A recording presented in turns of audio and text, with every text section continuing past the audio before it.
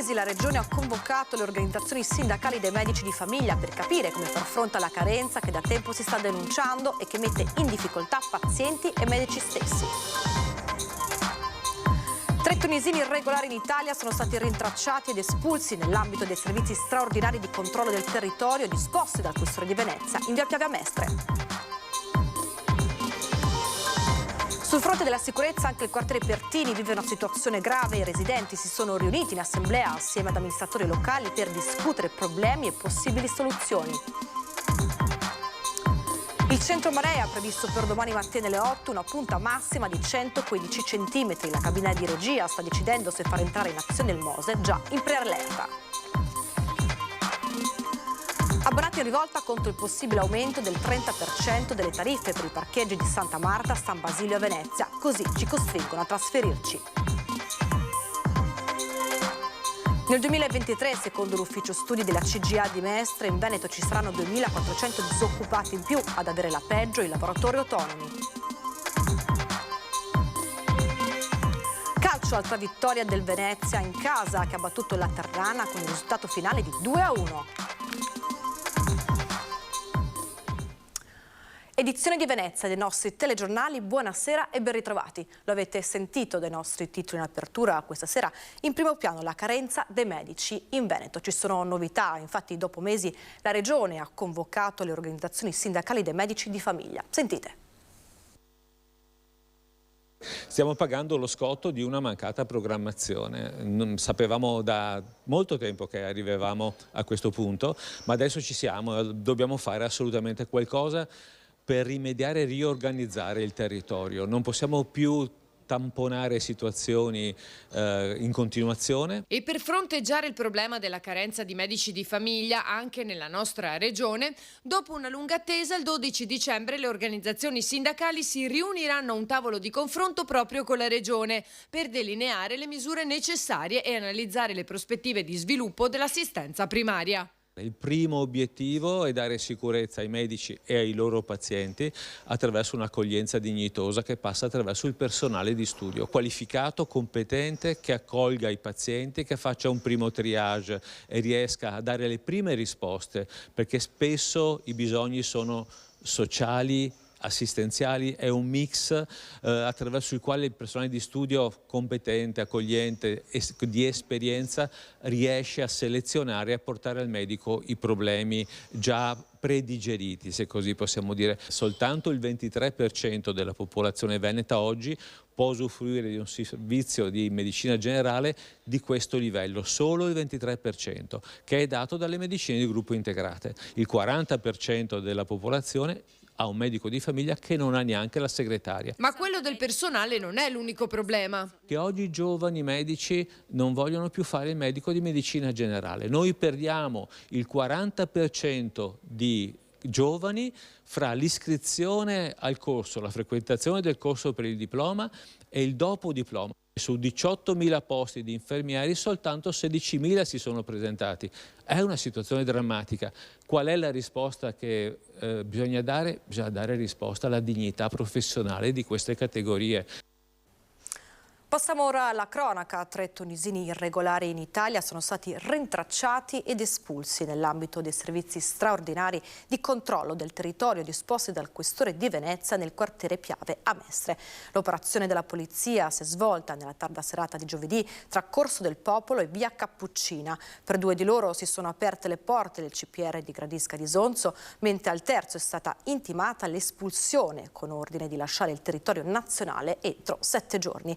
Il bilancio dell'ultimo mese di attività di commissariato di Mestre di 5 arresti, 9 denunce e 7 espulsioni. E a proposito di sicurezza, il quartiere Pertini di Mestre vive una situazione grave. I residenti si sono riuniti in assemblea assieme ad amministratori locali per discutere di problemi e possibili soluzioni. Intervento di controllo, videocamere, video, ma se neanche noi facciamo un discorso rispetto ai nostri giovani, ai nostri nipoti, ai nostri figli. La gravità della situazione è emersa tutta, in tutti i suoi aspetti, però ci sono anche delle proposte che stanno venendo avanti che mi pare che siano interessanti. Gli interventi, le testimonianze e anche le denunce che si susseguono all'affollata assemblea sulla sicurezza convocata al centro civico del quartiere Pertini di Mestre testimoniano il disagio, a volte profondo, che criminalità e degrado stanno portando in questo quartiere di 6.000 abitanti, ma testimoniano anche la voglia da parte dei suoi residenti di parlare, confrontarsi, cercare delle soluzioni condivise. Noi cerchiamo attraverso certi ambiti territoriali di riqualificare e portare un ordine, una città piacevole, dove la persona stessa può vivere e convivere. Però dobbiamo essere anche allo stesso tempo molto severi nel far rispettare le regole. L'attività del comitato, che dal 2016 sta migliorando la vivibilità del quartiere grazie allo sforzo di tanti volontari, sta dando i suoi frutti, ma è necessario che anche le istituzioni facciano la loro parte. È essenziale il ruolo delle forze dell'ordine, delle telecamere, ma a questo va affiancato un progetto complessivo sul sociale, dell'attenzione ai più bisognosi, attenzione a chi purtroppo cade nelle mani degli spacciatori. Bisogna per esempio tornare a affittare le case che sono sfitte, restaurarle, tenere sotto controllo tutta la zona sia con videosorveglianza ma anche con la presenza delle associazioni, dei gruppi come il comitato di quartiere. Cambiamo ora argomento perché il centro marea del Comune di Venezia ha previsto per domani mattina alle 8 una quota massima di marea di 115 cm sul medio mare. La cabina di regia sta decidendo in questo momento se far entrare in azione il Mose. Il Mose è in preallerta. Per domani mattina a Venezia si prevede una quota massima di marea a 115 sul medio mare e a 114 a Chioggia.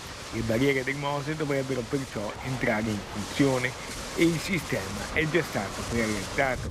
Una decisione finale però verrà presa solo in questi minuti dalla cabina di regia diretta dal commissario Elisabetta Spitz.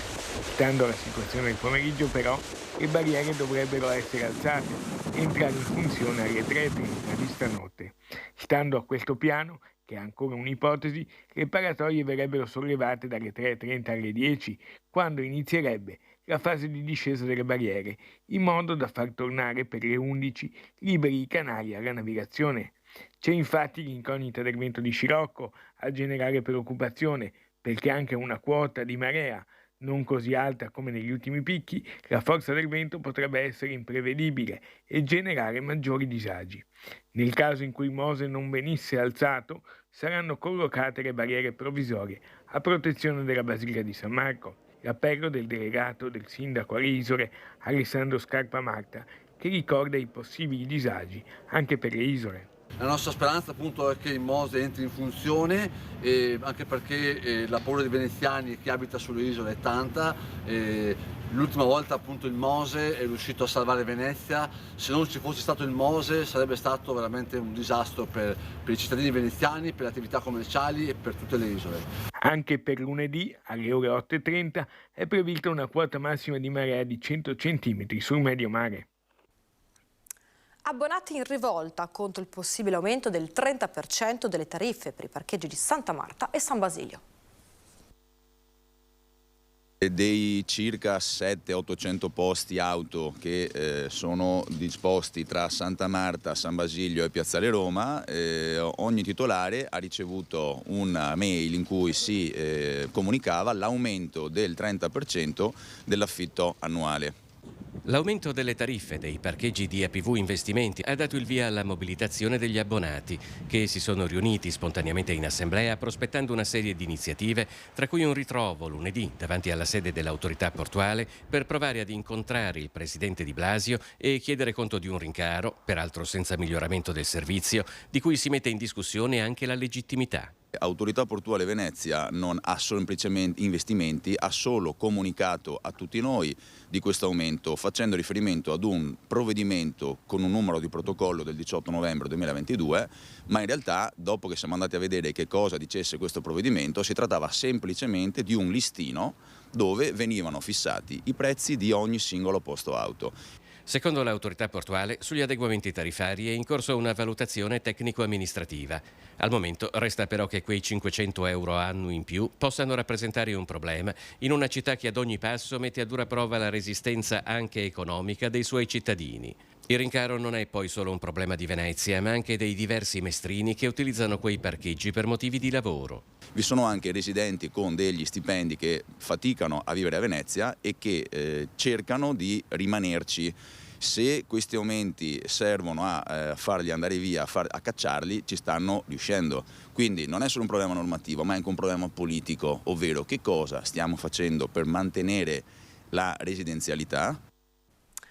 E a Cafarsetti le opposizioni hanno depositato una mozione che chiede al Comune di avviare al più presto un bando per i posti al garage comunale.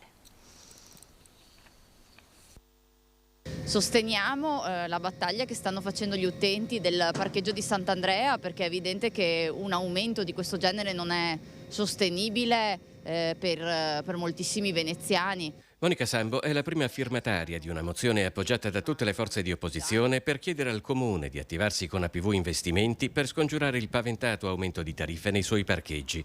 Tra le tante difficoltà che incontra chi vive a Venezia c'è trovare e mantenere un posto auto. Sappiamo che è sempre stato complicato perché i numeri di posti sono limitati, ma oggi alla carenza di posti si aggiunge anche il problema appunto dei costi sempre più elevati che i cittadini, peraltro in questo momento già particolarmente critico per tutti gli aumenti che ci sono, si trovano a dover affrontare. Nella mozione si chiede anche al Comune di pubblicare al più presto il bando del garage comunale, i cui continui rinvii, si legge in un comunicato, stanno iniziando ad assumere i toni della barzelletta. È un'esigenza per la vita dei residenti e per la vita dei veneziani. È evidente che garantire la presenza e la residenza a Venezia lo si fa anche con alcune politiche e una di queste è proprio quella dei trasporti e dei parcheggi. Manca una pianificazione della mobilità e ovviamente la cosa principale per chi risiede riguarda la sosta, quindi la domanda come si arriva a Venezia, come si parcheggia a Venezia, dove arrivano i turisti, dove parcheggiano i veneziani, è una domanda che finora trova ben poche risposte.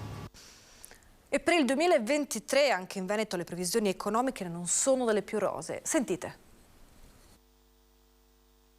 L'anno prossimo la crescita del PIL e dei consumi delle famiglie è destinata ad azzerarsi e ciò contribuirà ad incrementare anche in Veneto il numero dei disoccupati. Saranno almeno 2.400 in più rispetto al 2022. Questo perché la crescita del PIL e dei consumi delle famiglie è destinata ad azzerarsi. Un dato negativo, ma non drammatico, soprattutto se comparato con quanto succederà in molte regioni del centro e sud Italia, dove l'incremento sarà più preoccupante. A pagare il conto più salato saranno i lavoratori autonomi, già duramente provati dagli effetti del Covid e della crisi energetica. Se non verranno aiutati adeguatamente rischiamo di trovarci con i centri storici, le periferie e i piccoli paesi di provincia senza più negozi di prossimità. Secondo l'ufficio studi della CGA di Mestre, in Veneto il numero dei senza lavoro salirà a quota 107.400, mentre il tasso di disoccupazione rimarrà lo stesso dell'anno in corso, ovvero il 4,7% contro una media nazionale dell'8,4%. Le province più colpite saranno Treviso, più 827 unità, Padova, più 624 e Vicenza, più 5,95. Rovigo e Venezia non subiranno variazioni significative. Tra i settori più colpiti potrebbero esserci comparti manifatturieri, soprattutto quelli energivori e più legati alla domanda interna. E si è svolto il primo Consiglio metropolitano, il Partito Democratico ha presentato una mozione sul caro bollette. È evidente a tutti la situazione di difficoltà che stanno vivendo tutti gli enti locali, città metropolitana in testa, per quanto riguarda l'aumento di costi energetici, sia per quanto riguarda il gas che per la corrente. Si è discusso anche di questo nel primo Consiglio metropolitano svoltosi a Venezia, in cui il Partito Democratico ha presentato una mozione perché si affronti in tempi brevi la questione del caro bollette, perché le istituzioni aiutino i cittadini in un momento così critico. La nostra proposta è quella di avviare un piano di nuovo energetico per la città metropolitana che prevede la possibilità di installare pannelli fotovoltaici sulle nostre strutture, la sostituzione dove non ci sono ancora di tutte le illuminazioni con illuminazione a LED per poter provare a risparmiare. Ma non solo. L'idea è quella che la città metropolitana sia un po' capofila di un progetto verso i nostri cittadini, con la costituzione di alcuni sportelli energia per dare una prima risposta o prime indicazioni anche nel marasma di formazioni che ci sono in questo periodo verso imprese e famiglie. L'idea poi è valorizzare quelle che sono le comunità energetiche, una nuova proposta che permetterebbe anche a condomini o altre realtà di provare a fare squadra per ridurre i costi energetici. Noi crediamo che le istituzioni, la città metropolitana deve da un lato provare a risparmiare per se stessa e da un lato aiutare a risparmiare i nostri cittadini. Dei passi si stanno già muovendo. Alcune strutture della città metropolitana, tipo palestre e scuole, stanno cominciando ad avere un progetto per pannelli fotovoltaici e per riduzione del consumo energetico con la coibentazione. La speranza è che nei prossimi mesi ci sia un progetto complessivo, ma soprattutto un piano investimento che nei prossimi anni veda proprio la sostituzione di tutte le luci dove non sono LED e soprattutto di dove pannelli dove si possono mettere. E ora qualche istante di pubblicità, torniamo tra poco.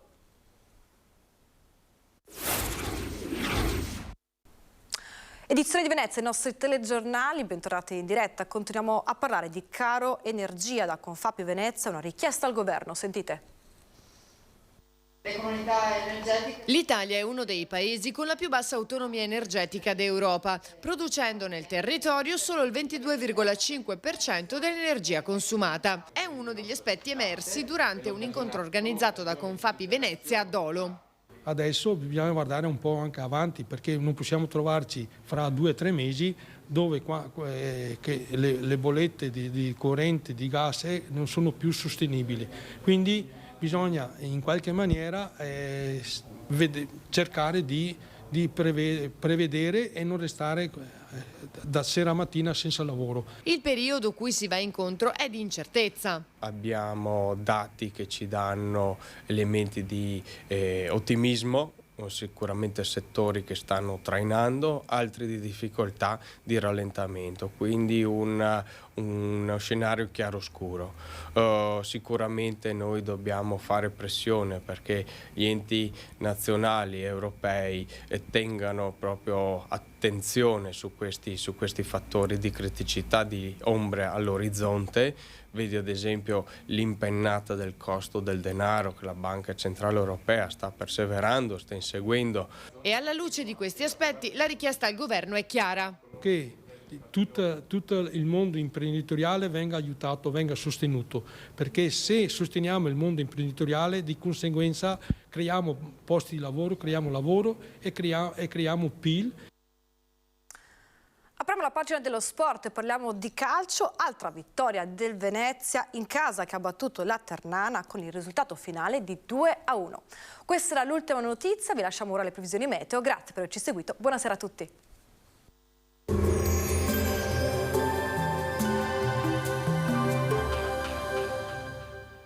Rizzardo SRL. Da oltre 40 anni sul territorio con professionalità, serietà e un team competente e qualificato al servizio del cliente per ogni aspetto del fine vita dell'autoveicolo.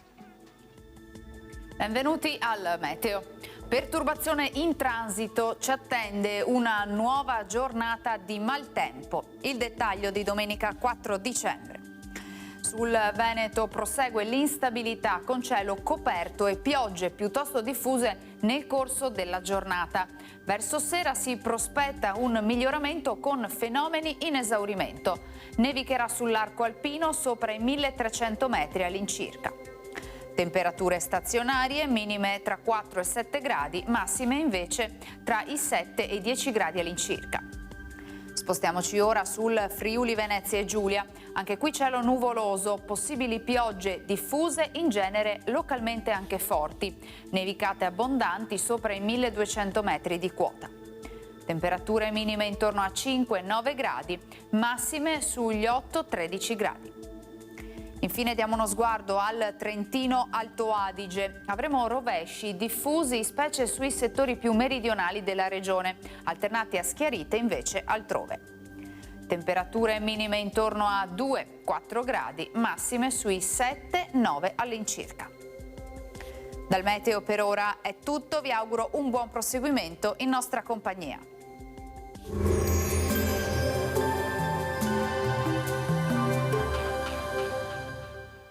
Rizzardo SRL. Da oltre 40 anni sul territorio con professionalità, serietà e un team competente e qualificato al servizio del cliente per ogni aspetto del fine vita dell'autoveicolo.